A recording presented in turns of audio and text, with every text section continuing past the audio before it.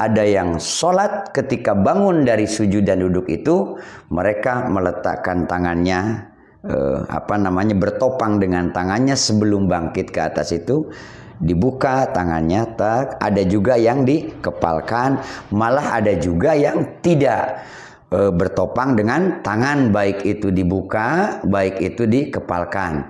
Assalamualaikum warahmatullahi wabarakatuh. Alhamdulillahirabbil alamin wa bihi nasta'inu ala umuri dunya waddin. Wassalatu wassalamu ala asyrafil anbiya'i wal mursalin sayyidina wa maulana Muhammad wa ala alihi wa ashabihi ajmain, amma ba'du. Para sahabat, di pertemuan kali ini kita akan mencoba membicarakan tentang posisi tangan ketika bangkit dari sujud atau dari duduk pada saat sholat. Setelah sujud berdiri lagi, posisi tangan itu kan beda-beda, atau setelah sujud untuk berdiri lagi posisi tangan berbeda-beda. Ada yang bertopang seperti begini ke tempat sujudnya. Ada juga yang dikepalkan begini. Nah, ada juga yang tidak sama sekali. Tujuan diangkatnya tentang masalah ini bukan untuk memperuncing perbedaan, tapi justru maksudnya agar kita bisa saling menghargai dari perbedaan itu. Karena semua tentu punya dalil, semua tentu punya alasan. Nah, pada kesempatan ini setidaknya ada dua pendapat. Yang pertama, pendapat yang setelah sujud itu atau duduk begini tangannya ke tempat sujud, lalu dia berdiri. Itu setelah sujud atau setelah duduk di rakaat pertama, kedua dan seterusnya. Sebelum dia berdiri, tangannya itu diletakkan ke tempat sujud begini, lalu dia berdiri. Ada juga yang dikepalkan begini. Nah, kita lihat pendapat pertama, yaitu mereka yang bertopang tangannya ke sajadah, ke bumi, ke tempat sujud. Nah, ini berdasar kepada diantaranya adalah dalam kitab Mughnil Muhtaj juz pertama.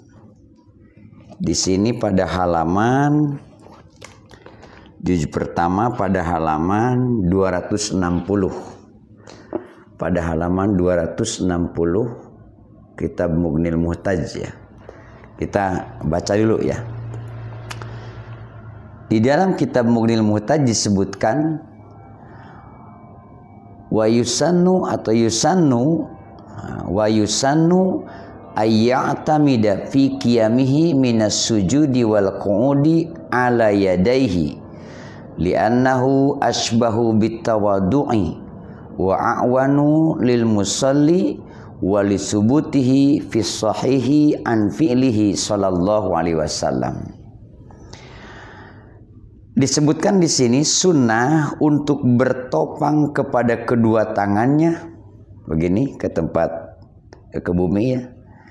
Sunnah untuk bertopang kepada kedua tangannya ketika bangun dari sujud dan duduk, karena hal tersebut lebih tampak simbol ketawaduan, lebih bisa membantu orang yang sholat, dan karena wali subuti fi sahihi, dan karena telah dipraktekkan Rasulullah sallallahu alaihi wasallam sebagaimana ditetapkan dalam hadis sahih.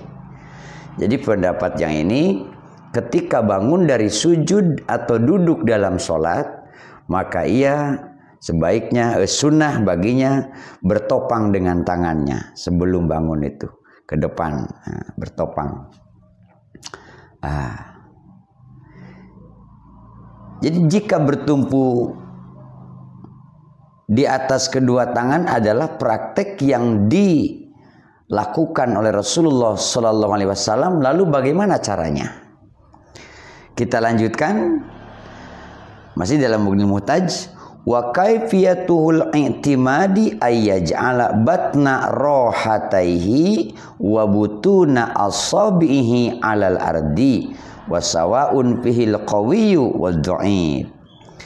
cara bertumpunya adalah dengan menjadikan kedua telapak tangan dan telapak jari-jarinya, telapak tangannya, telapak jari-jarinya di atas tanah. Ayyaj'ala batna rohataihi wa butuna asabihi alal ardi. Diletakkan telapak tangan dan telapak jari-jari tangan ini di atas bumi atau di atas sejadah, ya kan, di atas tempat sujud di situ. Nah, di bawah di tanah.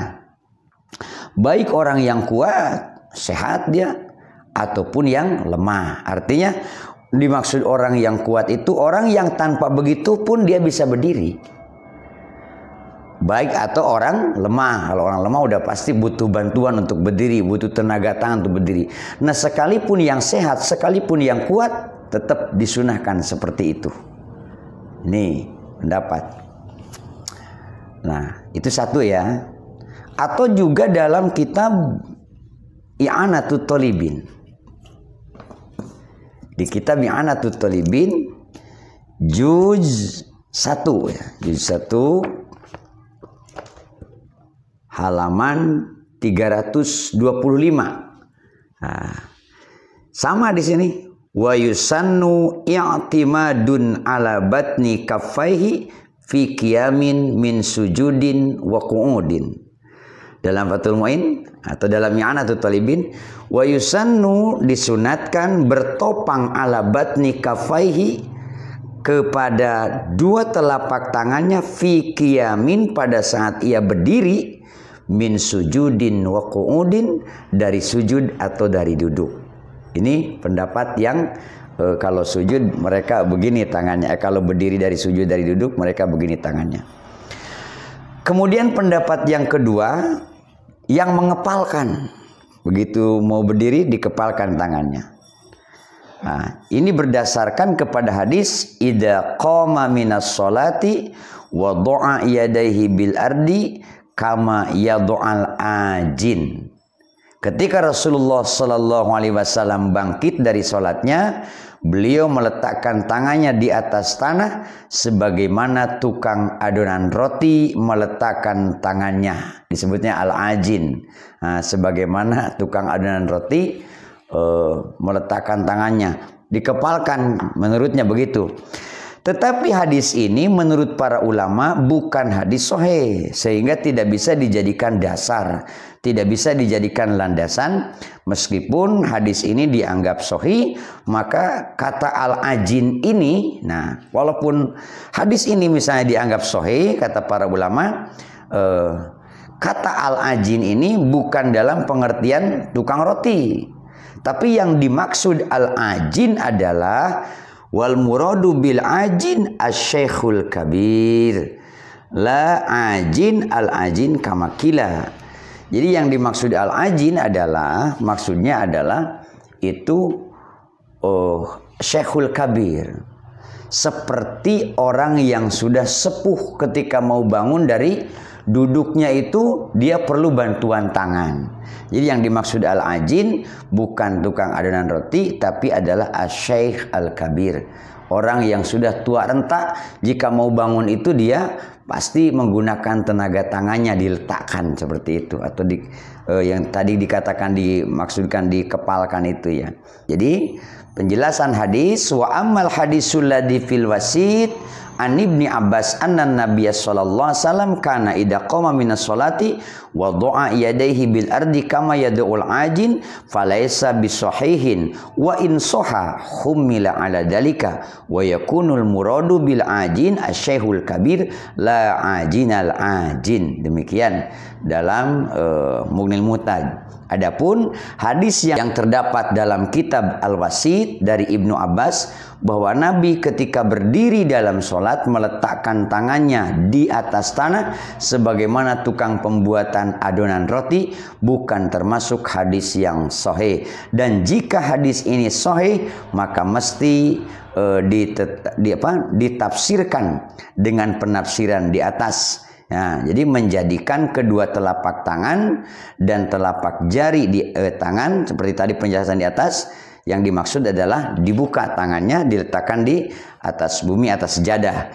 Dan yang dimaksud dengan al-ajin adalah orang tua renta, bukan tukang pembuat roti. Nah itu. Jadi ada yang sholat ketika bangun dari sujud dan duduk itu, mereka meletakkan tangannya, bertopang dengan tangannya sebelum bangkit ke atas itu. Dibuka tangannya, tak. Ada juga yang dikepalkan, malah ada juga yang tidak bertopang dengan tangan, baik itu dibuka, baik itu dikepalkan. Dia langsung saja. Ketiga-tiganya ini tidak membatalkan sholat. Jadi kalaupun berbeda ya tidak apa-apa. Kalimatnya dalam Mughnil Muhtaj juga wa yusannu, bukan rukun sholat tapi sunnah saja. Terima kasih. Wassalamualaikum warahmatullahi wabarakatuh.